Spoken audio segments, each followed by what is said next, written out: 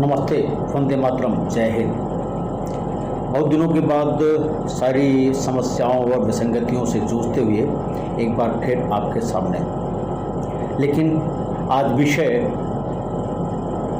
जन सूचना अधिकार अधिनियम से संबंधित रहेगा।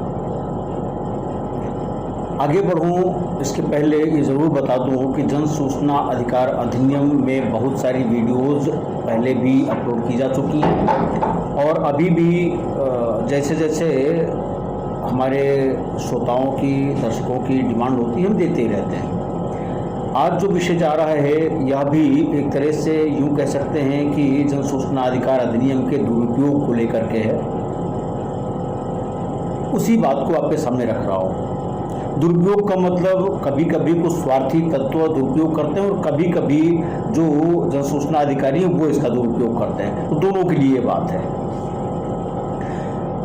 आप देखेंगे अपने गांवों में ज़्यादातर जो जन सूचना अधिकार अधिनियम के तहत आवेदन आते हैं वो नाली कितने मीटर बनी, खड़ंजा कितने मीटर लगा, किसके दरवाजे से किसके दरवाजे तक लगा, अमृत सरोवर कहाँ बना, कितना बना, नरेगा में कौन कौन लोग शामिल थे, कितना काम हुआ, उसका जो प्रोजेक्ट बना, फील्ड बुक बना, माप कितनी है, ये सारा लोग मांगते हैं। आपको मालूम है, अगर मैं स्पेशली उत्तर प्रदेश की बात करूं और साथ ही साथ अगर मैं बात करूं आदित्य बंदोपाध्याय वाले केस की, जो माननीय उच्चतम न्यायालय ने बहुत पहले ही लैंडमार्क जजमेंट किया है और अब तक वो स्टैंड कर रहा है, अब तक वो ओवररूल नहीं है और होगा भी नहीं, जिस तरह से उसमें ऑब्जर्वेशन दिए गए हैं उसकी लाइट में। तो कुछ चीज़ें तो ऐसी होती हैं, जब आप जन सूचना अधिकार अधिनियम पढ़ेंगे तो पाएंगे कि उसमें एक धारा है 22।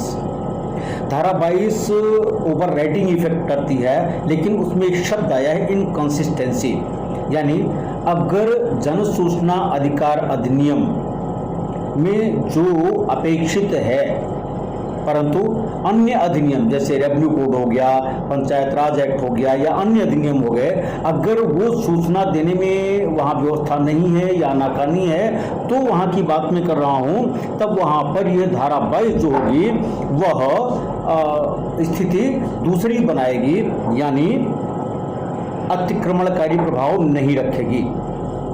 अब अगर मैं चूंकि गांव के विषय को ले रहा हूँ इसलिए गांव की बात करूँगा। याद होगा आपको, बहुत पहले से ही पंचायत राज अधिनियम उत्तर प्रदेश में भी लागू है और लगभग हर प्रदेशों में लागू है। आप देखेंगे पंचायत राज एक्ट में मैं अगर उत्तर प्रदेश की बात करूं तो धारा 109A है, जिसके मुताबिक यह है कि जो पंचायत का सेक्रेटरी होगा वो समस्त अभिलेखों का कस्टोडियन होगा और यदि किसी को कोई सूचना चाहिए तो वह उन्हें लिखित आवेदन देगा और उस लिखित आवेदन के क्रम में वह अपनी मुहर लगाकर प्रमाणित सूचना या नकल उसको आवेदक को उपलब्ध कराएंगे। इतनी कुछ व्यवस्था होने के बाद ये तो समझ में आ गया कि जन सूचना अधिकार अधिनियम भी सूचना प्राप्त करने की ही बात करती है और पंचायत राज एक्ट की यह धारा भी सूचना प्रदान करने की, नकल प्रदान करने की बात करती है। यानी एक्सेस टू इंफॉर्मेशन जो आरटीआई एक्ट की अपेक्षा है वह पंचायत राज एक्ट में पहले से ही समाहित है।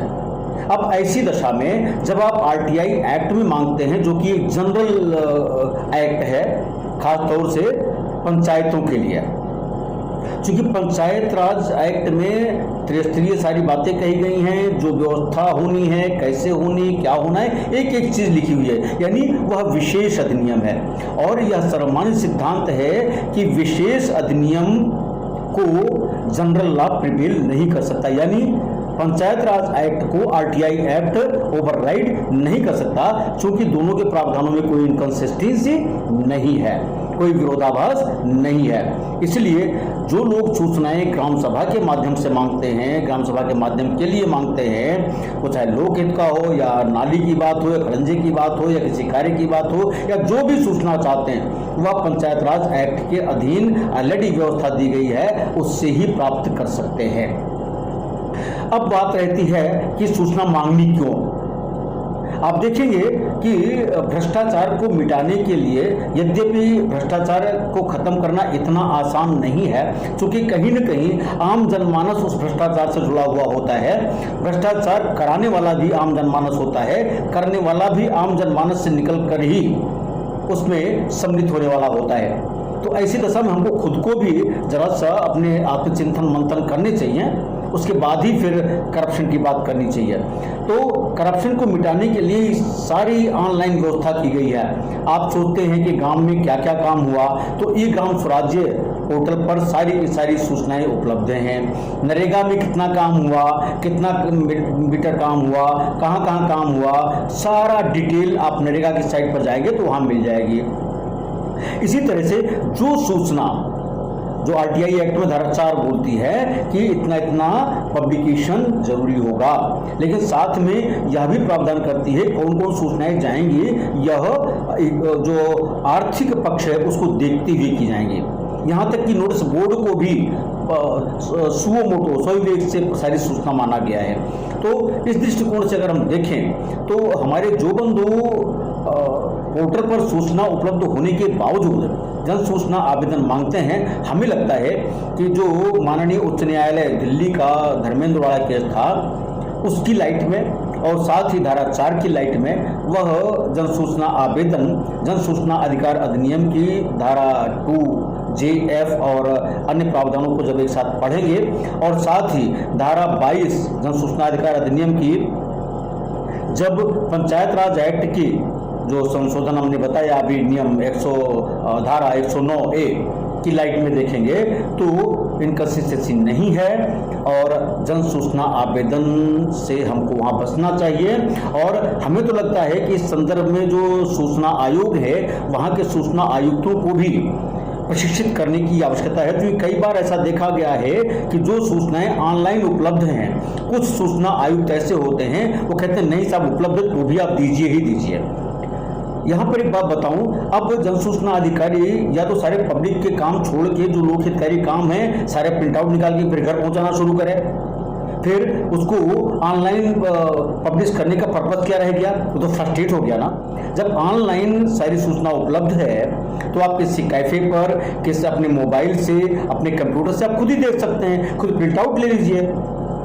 और वैसे भी आप चाहते हैं प्रमाणित करके दे तो बताऊं कि यह विधि व्यवस्था है कि जन सूचना अधिकार अधिनियम के अधीन प्राप्त की गई सूचनाएं साक्ष्य में ग्राह्य नहीं होती हैं। किसी मुकदमे में अगर लगाना है तो साक्ष्य में वो ग्राह्य नहीं है। इसलिए बेहतर रहेगा कि जो जिस अधिनियम की बात है अगर उसमें सूचना मिलने पर कहीं प्रतिबंध है तभी आरटीआई का उपयोग करें, अन्यथा की स्थिति में ना करें। और जन सूचना अधिकारियों को भी चाहिए कि इस चीज को अपने जन सूचना आवेदन का निपटान करते समय स्पष्ट रूप से रेखांकित कर देना चाहिए, स्पष्ट रूप से इसका उल्लेख कर देना चाहिए ताकि जन सूचना आवेदक को किसी तरह की दिक्कत ना हो। इसी के साथ आज की बात यहीं तक अपनी वाणी को विराम देता हूं। यदि आप मुझे सपोर्ट करना चाहते हैं तो निश्चित रूप से आपसे सब्सक्रिप्शन का निवेदन रहेगा।